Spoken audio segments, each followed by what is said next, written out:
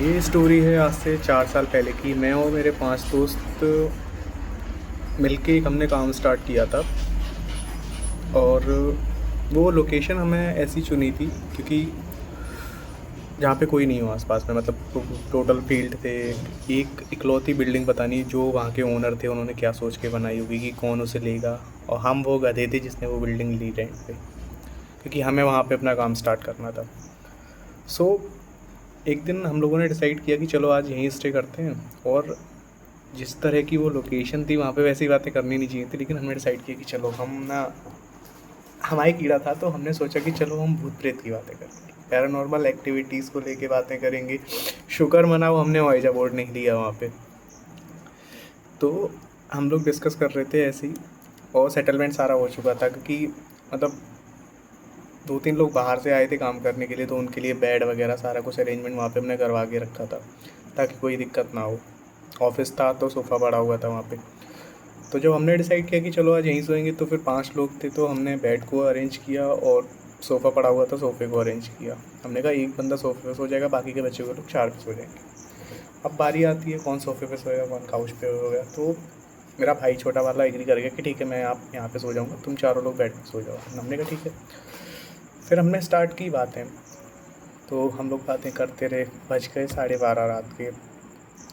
और मेरा भाई सो गया, वो काउच पे पड़ा हुआ था, वो अकेला सो गया। उसने कहा ठीक है भाई तुम लोग कंटिन्यू करो, मैं सो रहा हूँ। तो हम लोग ऐसे ही हंसी मजाक हम लोगों को चल रहा था, हम लोग भूतों की बातें कर रहे थे। पंडित जी थे हमारे एक, वो भी बाहर से ही आए थे, तो हमें पता नहीं था कि भाई कैसा नेचर है उनका, क्या करते हैं वो क्या नहीं करते। उनका ये कहना था कि भाई मैं पूजा पाठ बहुत करता हूँ, और उससे पहले वो हमें पता नहीं कौन कौन सी अजीबोगरीब स्टोरी सुना रहे थे, जो सुन के हमें थोड़ा थोड़ा डर लग रहा था। लेकिन हमारे भी कीड़ा था, हमने कहा चलो भाई कंटिन्यू करो जो भी चल रहा हो। तो पहले तो वो हमें अजीबोगरीब स्टोरी सुनाते रहे, और उन स्टोरीज़ के बीच में वो हमें एक टॉन्ट और देते रहे कि जिस जगह पे भी ऐसी बातें होती हैं वहाँ पे इन चीज़ों का खतरा बढ़ जाता है, किसी के ऊपर हावी हो सकता है, कुछ अजीब हो सकता है। और लास्ट में उन्होंने एक पॉइंट और मारा कि मेरे ऊपर बाबा महाराज आते हैं। अब तो जो मतलब जो मज़े चल रहे थे वो तो चल ही रहे थे, लेकिन थोड़ा थोड़ा डर लगने लग गया क्योंकि भाई देखो रात के 12:30 बज चुके थे ऑलरेडी। तो मेरे दोस्त ने एक जोक क्रैक किया कोई सा, तो पंडित जी, हम सब हंसने लग गए। ठीक है, हम सब नॉर्मली 5-6 मिनट तक हंसे होंगे, उसके बाद हम सब शांत हो गए पंडित जी को छोड़ के। पंडित जी का जो हंसना था, मेरे पास उसकी रिकॉर्डिंग नहीं है, लेकिन वो उस लेवल की हंसी थी ना कि अगर कोई इंसान उसे सुने, और वो पंडित जी के साथ में अगर अकेला हो रात के टाइम पे, तो उसको हार्ट अटैक ज़रूर आना है। वो डेंजर हंसी उनकी, और लगभग आधा घंटा हो गया।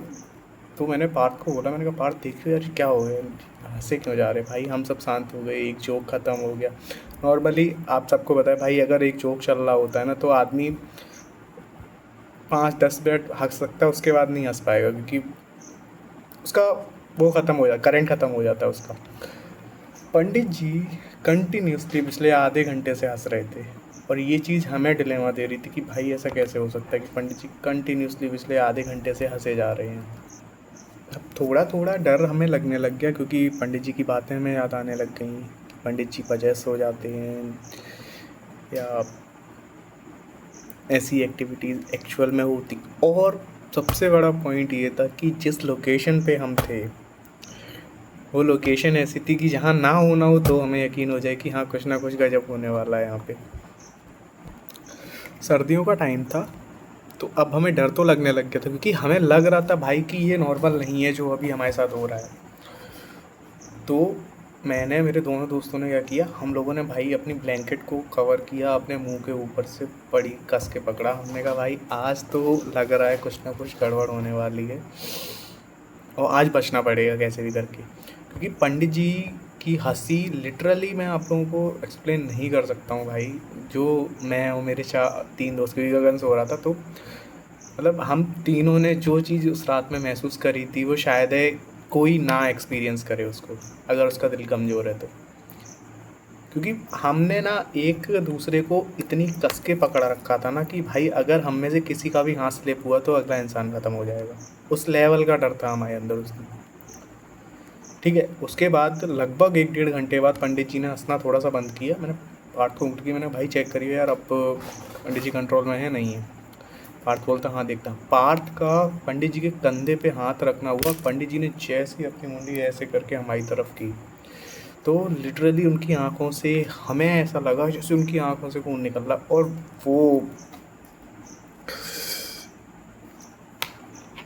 वो नज़ारा आज भी अगर मेरे को कभी याद आ जाता है ना, तो मेरे को लगता है कि भाई जान निकल गई यहाँ से सीधी सीधी ऐसे करके। वो एक्सपीरियंस था। और सबसे बड़ी भाई महान हमारे जो छोटे भ्राताश्री थे, भाई इतना सब कुछ हो गया, अगले आदमी को कोई फ़र्क नहीं कि क्या हो रहा है क्या नहीं हो रहा, मस्त सोया पड़ा अगला, ना कोई सुनना ना कुछ, ना कुछ भी हो रहा उसे मतलब नहीं है, भाई जो चल रहा है चलने दो। फिर जैसे ही पंडित जी ने हमारी तरफ देखा, उसके बाद जो हमारा डर का लेवल था भाई, वो तो अभी ऐसे चल रहा था ना, वो इन्फिनिटी जितने भी मीटर होते हैं ना सारे तोड़ के क्रॉस। अब बारी आती है जब कुछ ना मिले तो हम एक सहारा लेते हैं हमारे हनुमान जी का, कि चलो हनुमान चालीसा पढ़ते हैं। मेरे को आइडिया है, मैं सूरज यार मेरे को तो आती नहीं, तेरे को हनुमान चालीसा पढ़नी पड़ेगी अब। सूरज बोलता हाँ यार, अब यही एक सल्यूशन बचा है, इसके अलावा तो कुछ लग नहीं रहा कि भाई जो हमें जिंदा बचाएगा। क्योंकि पहले तो हम पिछले 4 घंटे हमने स्पेंड किए सारी उन्हीं नेगेटिविटीज़ के बारे में बात करते करते, और उसके बाद जब वो सारी चीज़ें हमारे सामने आ गई तो हमें रियलाइज़ हो गया कि भाई आज बचना, तो ऐसा मान लो कि भगवान तुम्हारे साथ हैं इसलिए तुम बच गए हो। क्योंकि मेरे को याद नहीं कि हमने क्या क्या बातें की थी उन चीज़ों के बारे में, लेकिन हमने वो एक्सट्रीम लेवल की बातें की थी ना, जो शायद कोई नॉर्मल इंसान नहीं करता होगा। क्योंकि हमारे पंडित जी सारा कुछ एक्सपीरियंस करके बैठे थे, वो रिमोट लोकेशंस में रहे हुए थे, उनको पता थी चीज़ें, उन्होंने एक्सपीरियंस की थी, उनके घर में होता था सब कुछ। सूरज ने हनुमान चालीसा पढ़नी स्टार्ट करी। उसने बोला होगा जय हनुमान ज्ञान गुण सागर, जय कपीस तिहुँ लोक उजागर। उसके बाद जो पंडित जी ने बोला ना, उसको सुन के तो हमें लगा कि भाई आज हम मरे, अब नहीं बचने वाले हैं। पंडित जी बोलते कि अगर कहीं भूल जाओ ना तो मेरे को बता देना, मैं आगे से पढ़ना शुरू कर दूंगा। ये सुनने के बाद सूरज भूल गया, पंडित जी ने पढ़ना स्टार्ट कर दिया। सूरज ने बोला था जय हनुमान ज्ञान गुण सागर, जय कपीस तिहुँ लोक उजागर, पंडित जी ने उसके आगे का कंटिन्यू कर दिया। अब तो हमें लगा कि भाई आज हम मरेंगे, अब नहीं बचने वाले हम। तो इतना सब कुछ होने के बाद फिर हम तीनों ने फाइनली डिसाइड किया, हमने कहा भाई अब बचने का चांसेस तो केवल एक ही है कि अपनी जो भी हमारे अंदर बची हुई क्षमता है ना, उसका यूज़ करके भाई कैसे भी यहाँ से भागा जाए। क्योंकि वो सब कुछ एक्सपीरियंस करने के बाद हमारी बॉडी लिटरली काम नहीं कर रही थी कि अब क्या करना है क्या नहीं करना, ना हमें कुछ समझ में आ रहा था, ना हमारा दिमाग काम कर रहा था। लेकिन फिर भी हमने एक छोटा सा प्लान बनाया। मैंने गॉसिप की सौरभ से, मैंने कहा भाई देख, अब लास्ट ऑप्शन यही बचा है, मैं और पार्थ एक काम करते हैं, हम लोग पंडित जी को पकड़ते हैं, तू फटाफट से ढूंढ रस्सी कहाँ है। अब मेन चीज़ यहाँ फंसती है कि भाई अब वो सब कुछ एक्सपीरियंस करने के बाद, ठीक है, अगर तुम रूम से निकलोगे, तुम्हारी आंखों के सामने इतना अंधेरा है जहाँ कुछ भी नहीं है, ठीक है, तुम राइट देखोगे तो भी अंधेरा ही अंधेरा, क्योंकि रूम के जस्ट बाहर बालकनी थी। ऐसा नहीं था कि वो एक तो फर्स्ट फ्लोर वाला रूम था, तो वहाँ पे बालकनी थी, बालकनी के बाहर एकदम मस्त नज़ारे, दिन में वो नज़ारे थे, लेकिन रात में वो हमारे लिए दहशत बन गए थे। तो अब हिम्मत ही नहीं है कि भाई निकलेगा कौन। लेकिन फिर सूरज ने कहा कि चलो ठीक है यार, अब मैं एक काम करता हूँ भाई, तुम लोग इन्हें पकड़ो, मैं ये रिस्क ले लेता हूँ, मैं जाके रस्सी ढूंढ के लाता हूँ। मैंने कहा ठीक है भाई, अब यही बचा है। मैं और पार्थ जैसे तैसे हिम्मत कर करा के हमने जो पंडित जी के ऊपर जंप मारी। हमने कहा भाई अब तो बचने का यही last option.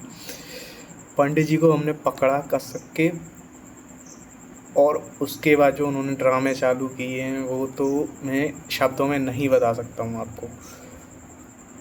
Literally Hanuman Chalisa जितनी भी जो कुछ भी होता है ना, वो सारे जतन हमने किए।